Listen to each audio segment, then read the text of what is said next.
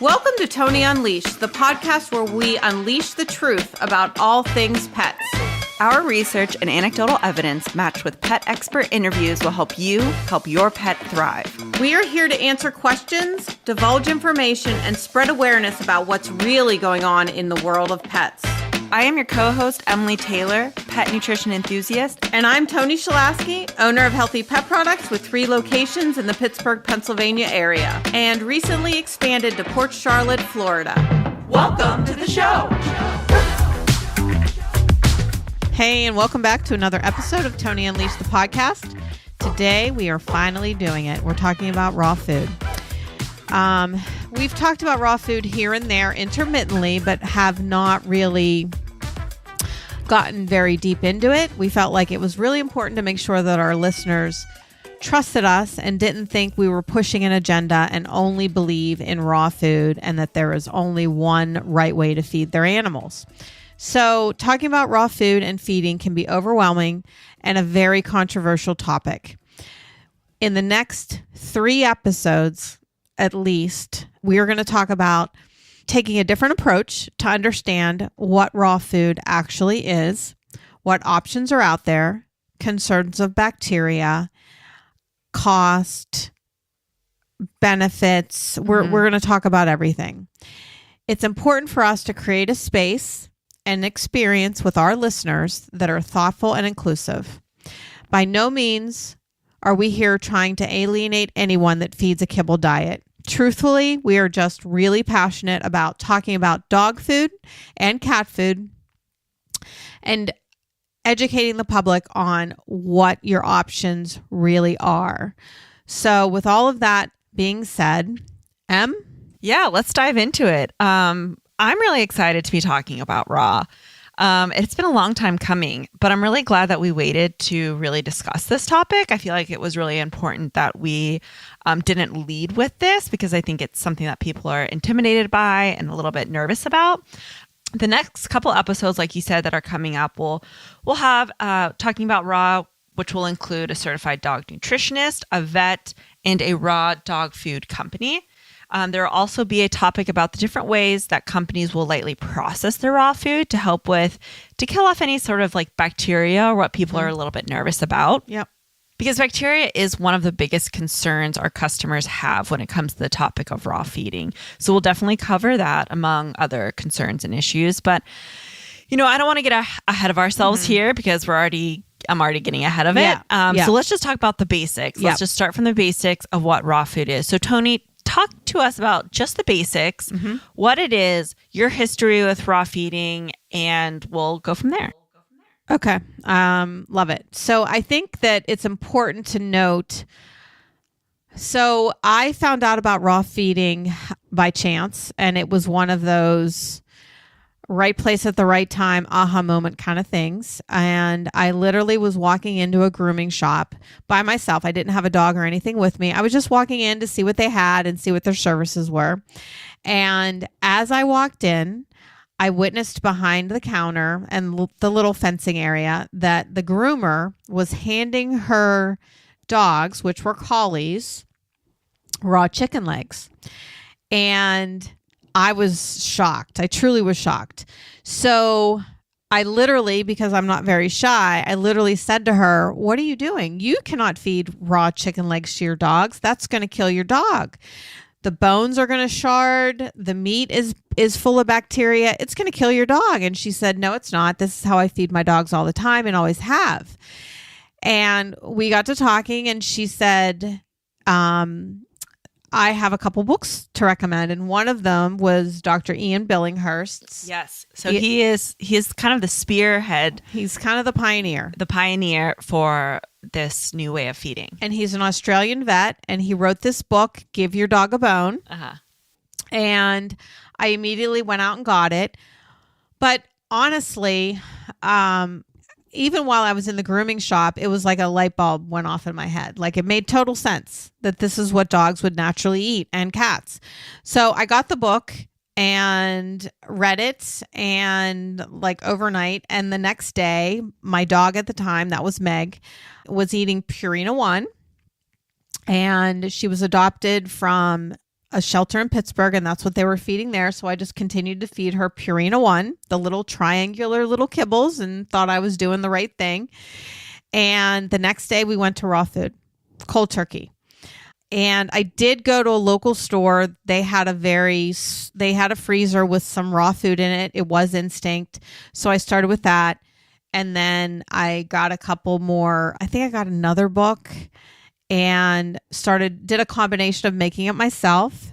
And then I ordered it online to supplement what I was making from A Place for Paws, which is in Ohio. I think that's how it started. I think it's important to mention, though, that, I mean, the foundation of raw food is about 60 to 80% raw meaty bones and like poultry necks, wings, and backs, 20 to 40% fruits and vegetables, meat, eggs, dairy, along with abundance of supplements, which is raw meat. Correct. So raw feeding. That is raw feeding in a nutshell. In a nutshell. But I feel like we don't have like a good definition of like really what it is. Well, you don't have to go and buy chicken backs and turkey necks and chicken necks. You don't have to do that. It is one way of doing it. But a lot of times, I mean, it's not nearly as bad as it was 15 years ago, but a lot of times customers in the store will say, well, you mean I can just go buy raw chicken at the grocery store? Well, yes and no. Yes and no. But there's a lot more to it. You have to have a complete and balanced diet, a right ratio of meat to bone to organ, calcium to phosphorus ratio. But what's cool is there are formulas now already done and you don't have to think about it. Right. And the vegetable and fruit matter is even less. Some of them are 5 to 10%, which I think is good. So this food typically comes in the form of, patties or nuggets or really small morsels, and they are frozen until they're ready to be thawed. Mm-hmm. Once they are thawed, the raw food is only good for a couple of days, would you say? I say 3 to 4. Yeah. Kind of like how you would treat your own human food. Right. If you're cooking for your family and keep, chicken breasts in the freezer. Right. So for larger dogs, the patties are usually the most economical option. And then they have nuggets and morsels for smaller dogs or for a quicker thaw time. So the big thing about and behind raw is the bioavailability aspect of it, which we have not talked about. Well, speaking of bioavailability, I mean, I cold turkeyed Meg, like literally one day she was eating Purina One and the next day she was full on raw food. Right. And how did that go? There was no issue whatsoever. Yeah. I mean, we never looked back. She never had diarrhea. She drank less water. She pooped less. She didn't have any more anal gland issues. Her coat changed. Her eyes changed. Her vitality changed. Everything changed. Right. And we literally... For the better. For the better. Like, we never looked back. Never looked back. Yeah. I mean... So the idea behind that and the idea behind the bioavailability aspect of it is that because this food is significantly less, well, almost not even processed. I mean, there's a little bit of processing. The body is able to absorb as much of the nutrients and the moisture than it doesn't have to sort through everything it does with a highly processed kibble food.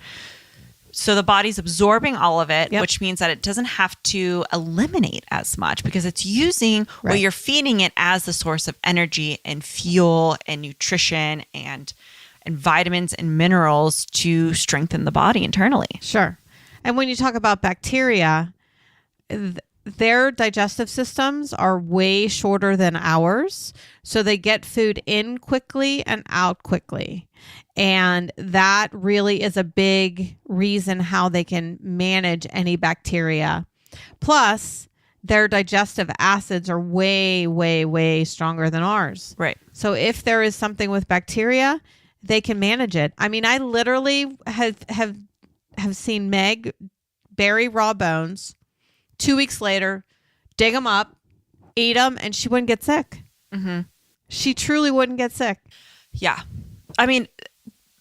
To further that point, I mean, because you have a raw meat, you don't need a binder. So you're already limiting the amount of carbs and sugar that you are feeding your dog. Mm-hmm. And because of that, you're not going to have as much of a yeasty dog, Mm-hmm. maybe an oily dog, a flaky dog, Mm-hmm. an itchy dog, Even a less anxious dog. a less anxious dog. Yeah, because the body feeds off of those sugar and carbs, and it's a glucose spike, and it's a sugar spike, and it's an energy spike, and that's a lot of the reason why it seems like your dog's always so hungry is because they spiked up. Yep. They've used all of that sugar and all of those carbs.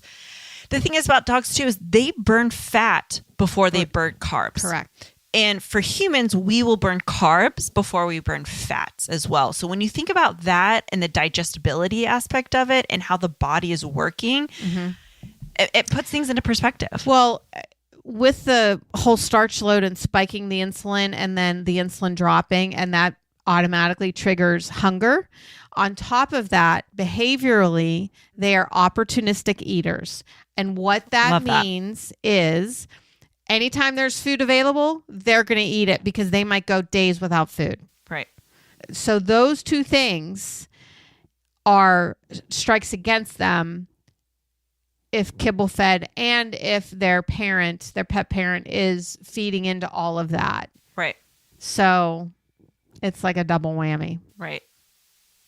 Another thing that I wanted to talk about with raw is because I feel like that was already so overwhelming and an abundance of information. But I would like to circle back to the fact that raw feeding can be very flexible in the sense that like you can feed a raw, less processed meal in the morning. Yep. And then you can still do your kibble at night. Or it's really nice because you can just sprinkle on a little bit of raw meat on top of your kibble. You know, it's so flexible and diverse in the ways that it can feed. You can feed it to your animal and for it to be beneficial that, I mean, there's really not a ton to be afraid of or to push back about. So Cassandra from Sunshine Dogs, they're on Instagram. She has a great Instagram page, but she came in today to talk about her dogs and talk about raw food. So she drove an hour to come in, and we spent over an hour talking about her dogs, talking about the issues. And she was like, this is so overwhelming to me. And she's like, even walking into a store, trying to figure out what kibble to pick is just overwhelming. She's like, my dogs are my kids. She's like, I don't know what to do. And my husband gives me a hard time because I'll spend hours on the internet looking at labels, reading things, falling into rabbit holes. And he's like, why don't you go into a store and see what's there? And she's like, because for me, I feel like this is better. Mm-hmm. But she asked me, she's like, what should we tell people to do, like that are intimidated by raw food, that even are intimidated by foods that aren't Purina, Hill Science Diet, and Royal Canin, the ones that the vets support? And I said they should just shop at their locally owned natural pet food store, because people are listening to us nationwide. So she's like, what should we tell them? What should we tell our listeners? And I mean, I would say from experience, you know, we have some really great, you know, just in our bubble, we have some really great local independent pet retailers like Lawrenceville Pet Supply and Pedagogy. And they say, we sell the same thing and we have the same thought process behind it. So you're not going to, you know, whether you come into, you know, Healthy Pet Products or Pedagogy or Lawrenceville Pet Supply, you're in the right place and you have really incredible options in front of you. Right. I think the biggest thing though is looking at, and this is a stressor in all aspects of life, is your budget. Mm-hmm. You know, and what can you supplement with what you have at home? Sure. And what can you add to your dog's bowl? But, you know, like, let's talk about finances, your budget, and then what are your key values and what do you really want out of a food, whether that's processing, synthetics, protein content, meat content, etc. And it's not a bad convenience. It's not a bad thing to feed wholesome table scraps. You don't want to scrape your dinner dish into a bowl, but all of the scraps that are home cooked, lightly, not very many spices or anything, keep in a separate container in your refrigerator and incorporate them as part of the meal. And that can cut down on your budget. And you know what? That, my friends, is the flexibility of raw feeding. So Yeah. it's so much more than just a bag of food that you get. It's a lifestyle. Yes. It's an approach. Yes. It's a thought process for your animals. You don't need to go to your pet store and buy the most expensive bag of dog food in the freezer. That's not just what raw feeding is. And we have tons of customers that do a combination of things. So I think that's the main message, is just doing a combination of things. And like Dr. Karen Becker really stresses, is at least replace 20% of that kibble with some whole fresh foods, just to reduce the amount of processed foods your dog or cat is eating. I think on that note, because I think we're getting close to time. Yeah. I think we really want to hear from our listeners. I would well, first, sorry, let me backtrack a bit. We're going to have another episode on raw where we're going to dive into more of the commercial raw dog foods out there. This was kind of just dipping our toe into raw lifestyle and feeding. We're going to have another episode that talks about, HPP, fermentation, commercial brands of dog foods, complete and balanced versus non-complete, complete and balanced, etc. But we really want to have an episode from our listeners, their experiences, their fears about raw food. Maybe you tried it and it didn't work. We would love to hear about that. Maybe you tried it and it did really work and it changed your dog's life. Like, we want an interactive episode for sure. So the best place to reach us is, I don't know. You could message us on Ask me. Toni.unleashed Instagram, right? Yeah. So we could be messaged there. Yes. We could be messaged on Facebook, Toni Unleashed. Yes. Or they could email info@toniunleashed.com. Nailed it. That's it. Well, we want to hear, let's talk about this. Let's continue the conversation. Let's work together in having this conversation and growing our minds. The raw community and alternatives. And not doing everything the vet says. Oops, who said that? All right. Thanks, everybody. Bye Thank for you. now.